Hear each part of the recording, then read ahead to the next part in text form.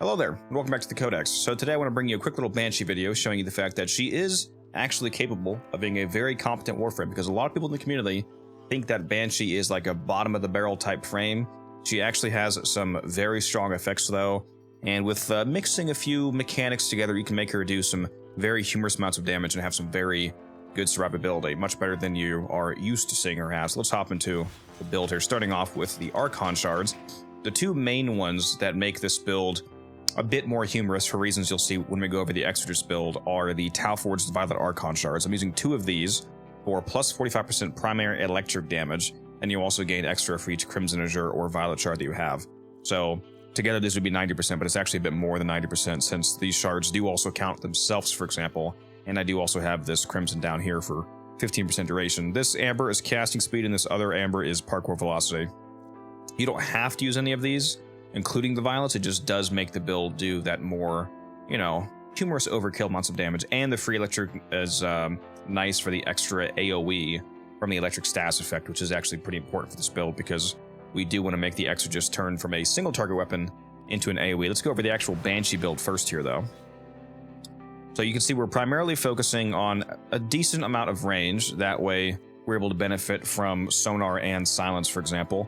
The Helmet ability is Evade. We have replaced her fourth ability with Evade, which is the core pillar of this build. So Evade turns you invisible, and when you get weak point kills, it heals you, and it also adds duration back to the ability. So if you keep getting weak point kills, you will stay invisible permanently, basically, because you can just keep it going forever. Now that we are invisible, we're also able to activate Arcane Crepuscular, which is one of our arcanes. This says, while invisible, gain plus 30% ability strength, and plus 3x final critical damage. This is a huge buff once you see the Exergis build that we're using here. Now, speaking of crit, our other arcane is also Arcane Avenger, which says on damage plus 21% chance for plus 45% crit chance for 12 seconds. This is a absolute bonus. So this is literally plus 45%. So if your weapon has 0% crit chance, for example, you now have 45% crit chance. Literally flat out plus 45%. And that is why we're using Combat Discipline, because this says you lose 10 health on kill, squad mates gain 20 health on kill. So every time that I kill somebody, it's going to hurt me, and that triggers the trigger condition for Avenger. So just by getting my own kills, even if enemies themselves never hit me, I'm damaging myself to trigger Avenger. So Avenger is going to be basically 24/7, always going. Also, since we're hurting ourselves, we're able to trigger the effects of Archon Intensify. This says plus 30% ability strength, restoring health with abilities grants plus 30% ability strength for 10 seconds. So when this is fully triggered, it actually gives you 60% strength. So between this conditional bonus and the conditional bonus of the Crepuscular, our total strength is actually up to 190% instead of 130. Now, the important note about Archon Intensify is that it only activates the plus 30% extra strength when you heal yourself with an ability when you actually need healing. So if you're at full health, for example, if your max health is 300 and you're at 300 health, and you cast a healing ability, it will not trigger Intensify. But that's not a problem. Again, thanks to Combat Discipline, every time that we get a kill, we hurt ourselves, which means that Evade actually is constantly topping up our health. So Archon Intensify is also virtually 24/7 uptime. So you can see there's a lot of synergy going on in this build to make things interesting. The invisibility gives us both survivability and a lot of layers of damage multiplication, thanks to all these combining effects here. Speaking of damage multiplication, we're also using the Resonance Augment, which is a double augment build, so it's very interesting. We're using a double augment setup using both Resonance and Sonic Fracture. Resonance says killing an enemy by shooting their weak spot will trigger another sonar for 100% of its remaining duration. So as long as you keep killing enemies that are within range of within sonar range of other enemies, you can keep those sonars propagating for the entire duration, as opposed to having to recast on each potential crowd of enemies. So you have some very nice sonar uptime, thanks to that Resonance Augment. The Sonic Fracture Augment, this one's kind of up to taste. You don't have to use this.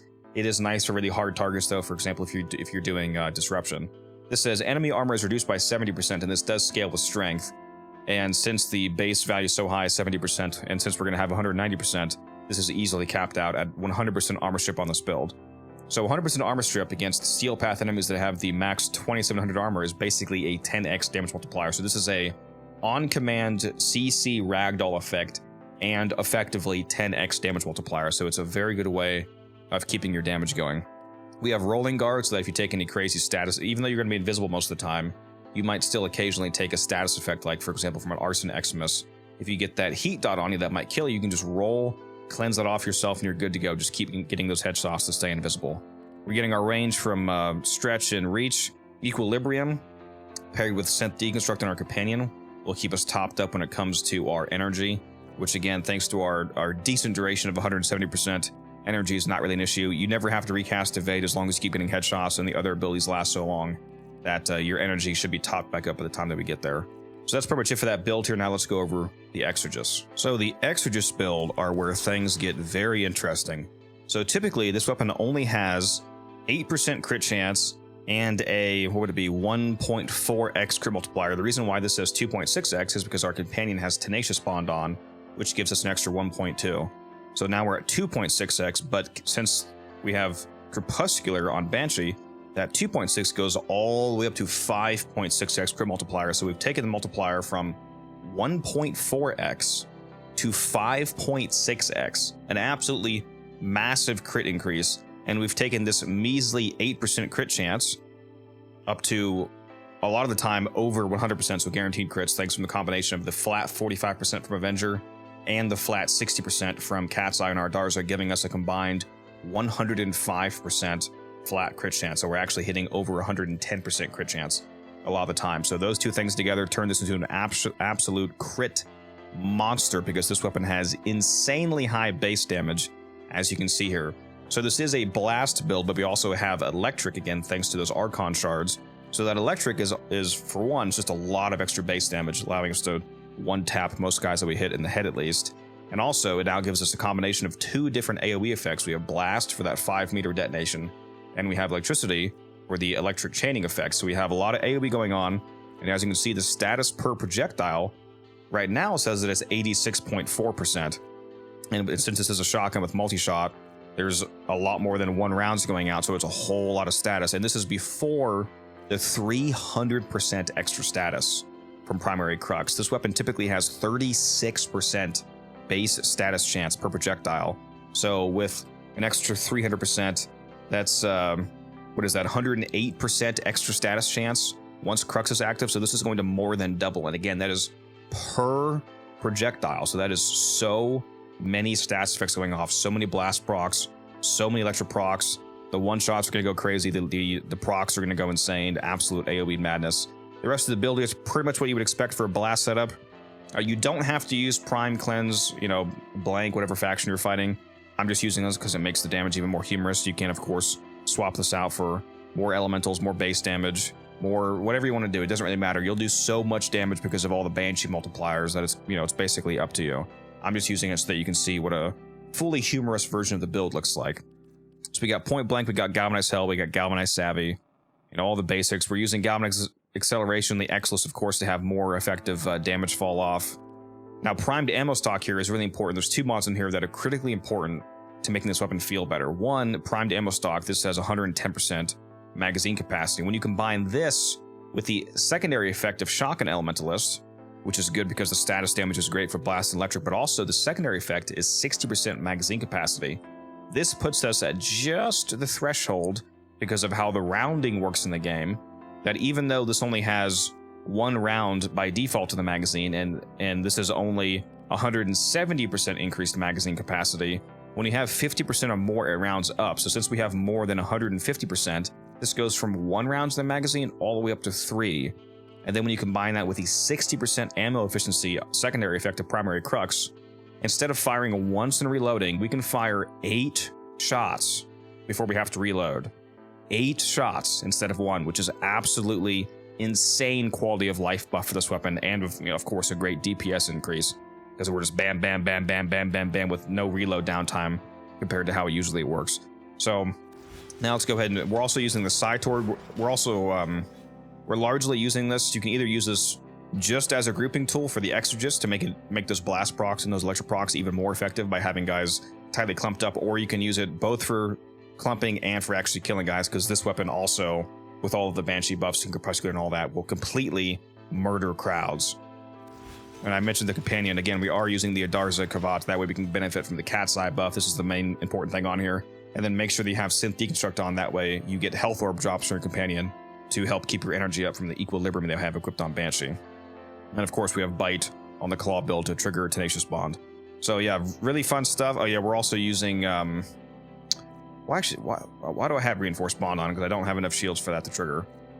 Ignore Reinforced Bond. It's not supposed to be on there. Just pretend, replace that with something else. But aside from that, yeah, that's pretty much the combo build. Let's go ahead and hop into survival and show just how disgusting that this is. Alrighty, we're here in the Cuba Fortress. Haven't been here in a while. Decided to change things up with the survival a little bit.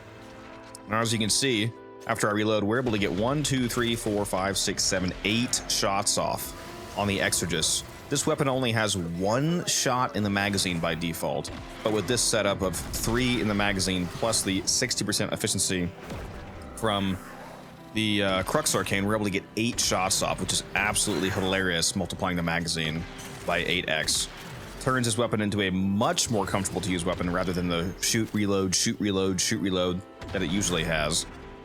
Makes you feel really good, and multiplied by the damage that Banshee provides from Sonar and from the first ability Armor Strip and from Crepuscular and from Tenacious Bond.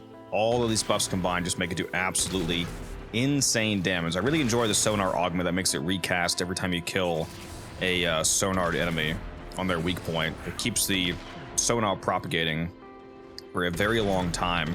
Basically, as long as you're moving from crowd to crowd that are relatively close to each other, you'll continuously have sonar on just about every single enemy that you hit. And again, as you can see, the damage that we're putting out from the Exergis is absolutely fantastic. We're getting basically guaranteed crits. Our minimum crit chance is over 50% if we only have Avenger active, and then again, our total crit chance when the Kvat kicks in is now guaranteed crits over 100%. And we'll even see the occasional orange crit thanks to that. So very, very funny performance on this weapon. And again, that crit multiplier is also over, what is it, over 4x higher than usual between Tenacious Bond and Crepuscular. So you went down there. It's not perfect. Nothing is perfect, but thankfully we have our operator to easily get back up. I'll leave that in the video. It makes things more realistic, more grounded. You're not always going to survive for 17 hours without going down. That's just how it is.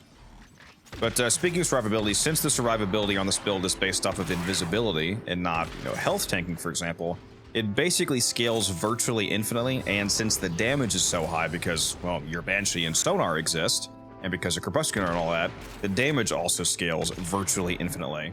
Again, also with the Armor Strip and Companion, etc., etc. So if you are the kind of player who likes to go to very high levels, even the thousands of levels, you should be able to scale quite easily, especially if you swap the weapons out for, more meta weapons. Like if you want to throw on the dual Toxin Carnage, for example, with the setup, you're going to absolutely shred.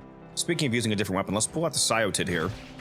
It's both fantastic for grouping for the Exergis to make this blast procs even more effective, but it's also highly effective as its own weapon with a actual killing build here. So let's go ahead and showcase that. You can see I just detonated basically everybody on this bridge. Let's go ahead and group some guys up, get my deadhead stacks going.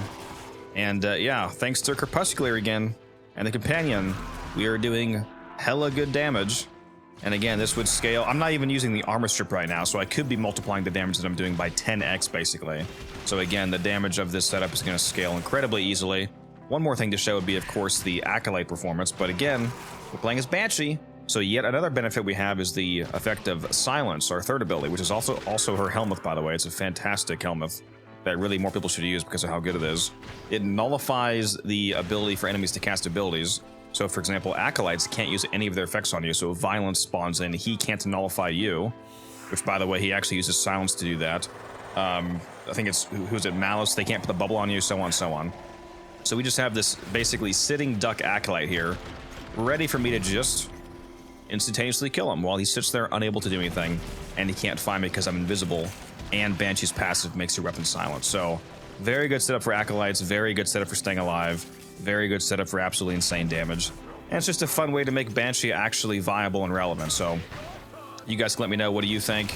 Are you interested in this build? Maybe use it for something like Disruption, for example. Fun fact about Disruptions, the first ability, the Sonic Blast, the Armor Strip, and the knockback that it has actually works on Demolus, which is kind of crazy to me. So if you have issues killing a Demolus before they get to the tower, for example, say they're getting a little bit too close and they're about to blow up the tower, you can just shove them back with the Sonic Blast, take all their armor off, and delay their explosion. So it's a great way to give yourself some extra time to kill those beefy Demolus.